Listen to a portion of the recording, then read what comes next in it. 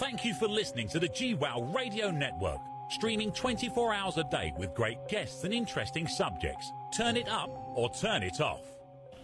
Tired of the same old ride? Get ready for Diffusion of the Delusion Radio.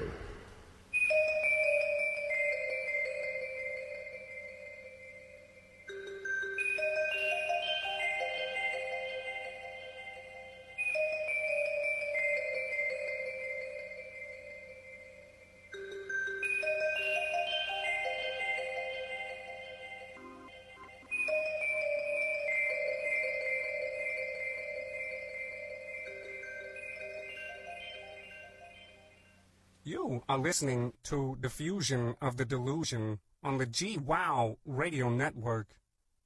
And now your host, Randall Mann. Yeah! Well, you heard it. I am Randall Mann, and I am your host, and you are listening to the GWOW Radio Network. This is Diffusion of the Delusion Radio. Give me just a second. I want to mute my mic. I've got to adjust this microphone. I'm having to look up at the ceiling to talk to it.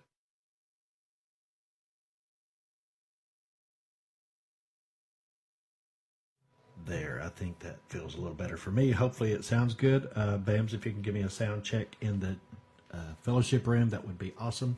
Let me know if my volumes are good. I can adjust that, guys. It's been a while since I've been on, and I've changed some things around in my office. So as I did that, I haven't been on air, so I don't know how these things work, and everything's kind of backwards.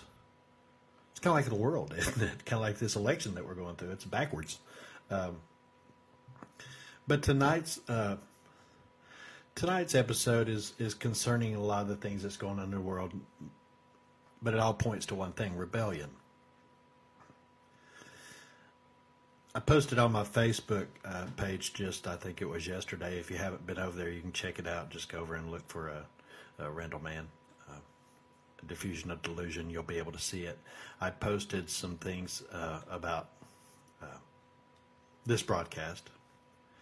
And one thing that I spoke about was the spring break, and Florida police are struggling to control rowdy college students all over Florida, especially in Miami this year.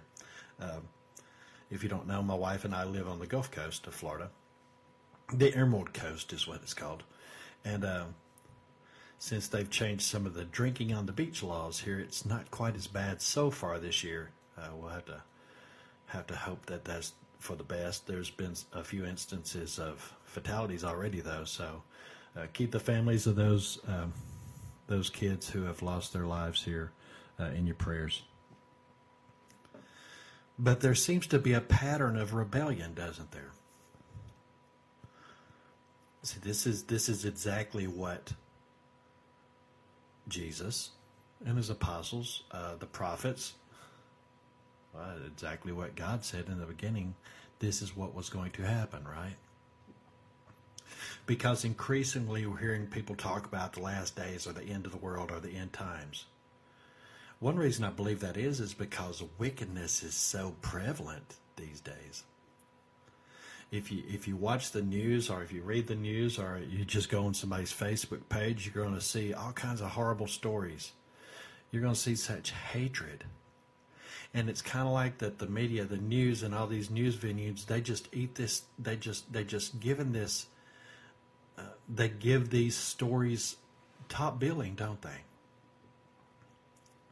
I mean, horrible, hateful stuff. Look at the election right now, the debates that you're seeing, and these are the potential leaders of our country, and they're going at it like grade school kids, poking fun at each other the way they look, making fun of them physically. Depraved kind of speech, isn't it? So as we see these things happening, it tells you a lot about our society, doesn't it? Well, our society has become pretty ruthless. Our society craves bloodiest and most horrible stories that there are in the news. Our society says, give us more, give us more, give us more. They want, this society, especially in the United States, wants to see the goriest, the bloodiest, the nastiest, the profanest kind of things. Not just hear about it, they want to see it. We can look at it with these teenagers that are going around the country, this knockout game, and knocking out older people, just cold cocking them out of the left field out of nowhere with no warning whatsoever, and then posting a video of it on YouTube. Because this is what people want to see. Just like in the Roman arena. This is exactly what's happening. This is, you've heard me speak about this on past broadcasts. We are living in, I believe, the United States being the revived Roman Empire. Let's look at let's do a quick recap of some of the things that are similar. Our monetary system is similar, right down to the e pluribus unum on our money. Our form of government is based exactly like the ancient Roman government was, with a Senate, and of course the emperor here is called a president. Our roads, the United States has a road system that is amazing compared to many countries on this planet, and that's what ancient Rome was. Remember, all roads led to Rome. Rome was a road-building army. One reason that the roads were important to the Roman Empire back in ancient times is because the Roman Empire was out to conquer. And to be able to conquer, they had to be able to get there quickly with their foot soldiers. Now, I won't go too much longer on this, but we're looking at the gladiatorial arena. This is what the society wants. They want the arena. They want the Colosseum at Rome.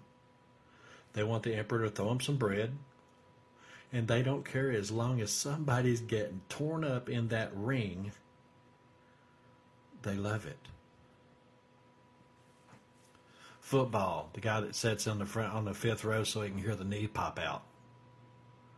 The guys who go to or guys or girls, I should say, that go over to the cage fighting.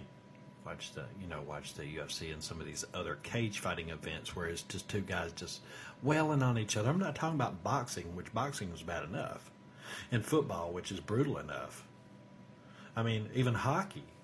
I mean, the old joke is I was watching a good fight and a hockey game broke out. So we are in a violent society, and this is what people want. In 2 Timothy, the 3rd chapter, Paul talked about this a little bit.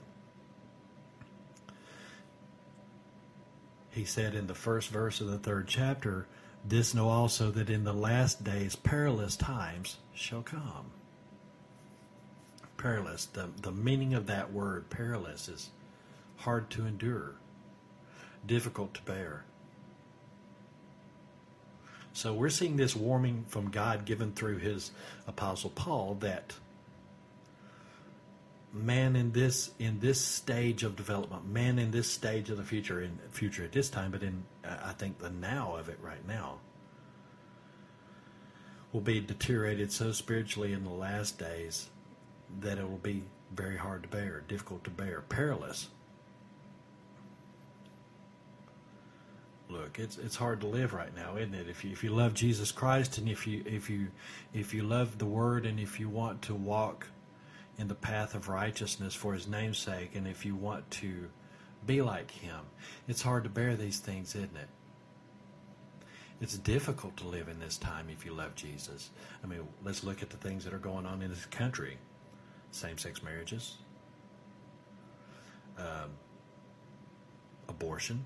I mean, these are just to name a few. But let's look at it from our teenagers and from our kids. We'll use the fruit of our loins as our example. Jesus said, "You will know them by their fruits." So we know what our generation is by the fruit that we bore our children, by how our children act, by the fruit. What the fruit is. Are they good fruit? Are they rotten fruit?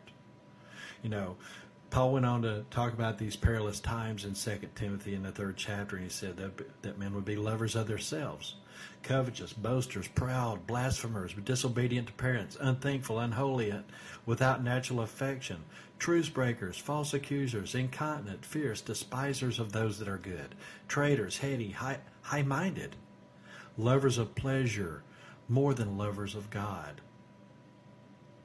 Doesn't that sound like a pretty good description of our society in America today? Rotten to the core. By any standard, you'd have to admit that America has turned her back on God. By the way that she praises the vilest things. Homosexuality, one thing that's taught against in God's Word in multiple places. It's an abomination. But America is teaching innocent children that it's okay to be homosexual. Is that true? Do people's rights trump? I hate to use that word because of who's running for president right now, but does that trump God's law, God's word, God's will? It doesn't, does it? See, sin brings the judgment of God upon the sinner, doesn't it? According to God's word, we can look at Romans in the 1st chapter. It talks about this as just one place, but we can find this all over God's word. So we see that God's word tells us that the last days would be a time of very wicked people. People going to be selfish and self-centered, self-righteous. Most people these days are pretty proud, aren't they? Sinfully proud. Unholy, unthankful, high-minded. And especially with our youth. One reason is because our youth, they haven't been instilled with that genuine faith, biblical faith, or that genuine knowledge of Jesus Christ. So you got to understand, this is the work of the enemy. It started in rebellion, and this world will end. The way this world is now will end in rebellion, won't it? That's exactly what God's word says. If you don't believe me, read the book of Revelations. So, understanding today's youth doesn't have a basic knowledge of Jesus Christ. And what knowledge they do have is someone's doctrine, right? Or some theology, or some philosophy. See, because the enemy's been working diligently, well, in lots of ways. Through demonic music, through sexual promiscuity, sexual imaging, video games, you name it. We can go on down and down and down. Exploited through television shows, through movies, and as a matter of fact, America's so wicked that even little children are being sexually exploited on television. What, Honey Boo Boo Child, remember? Dance Moms. Some of these other shows, it shows these teen girls sexualized. And you see these underage, especially girl characters, taking part in all kinds of sexual situations. A higher percentage than the adults. They're contemporary adults in that case.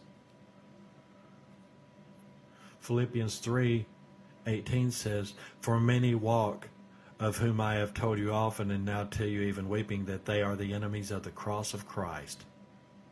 19. "Whose end is destruction, whose God is their belly, and whose glory is in their shame, who mind earthly things." Right. 1 Timothy 4:1 and 2. "Now the Spirit speaketh expressly that in the latter times some shall depart from the faith, giving heed to seducing spirits and doctrines of devils, speaking lies in hypocrisy, having their conscience seared with a hot iron." See, this is the ploy of the devil. It's worked since the beginning in the garden when he convinced Adam and Eve to rebel against God, right? Because he rebelled against God first. And he's going to do everything that he can to get our children to rebel against God. See, the gospel of Jesus Christ is being replaced, isn't it? It's being replaced